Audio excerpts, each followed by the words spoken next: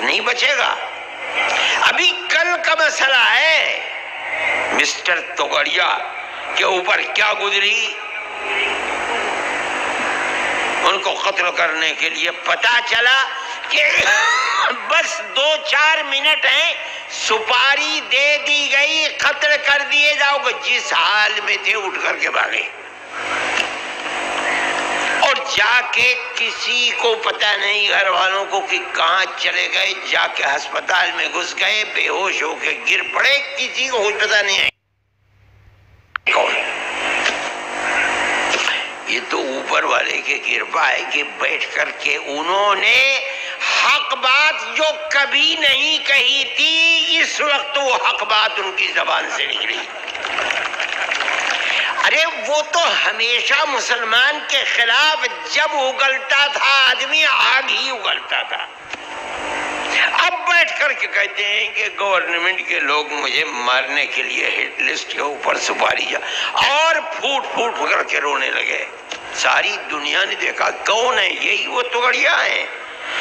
ارے جہاں گئے آگ لگائی، ساری زندگی ڈاکٹر صاحب نے یہی کام کیا ہے۔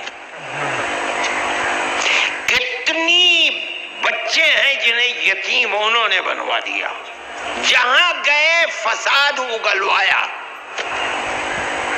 نئی نویلی دلہنوں کو کرا دی،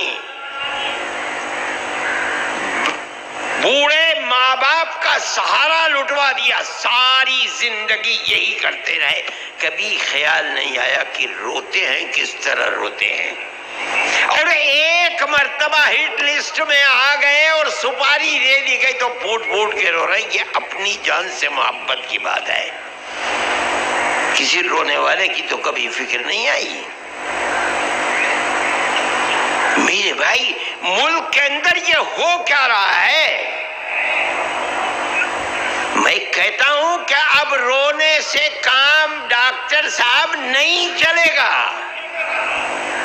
کتنا رو، جن کے سہارے تم نے لٹوائے ہیں، اور ملک کے اندر 20,000 سے زیادہ فسادات کروائے ہیں، ایک مرتبہ قوم کے سامنے رونے سے اس کی مکافات نہیں ہو سکتی۔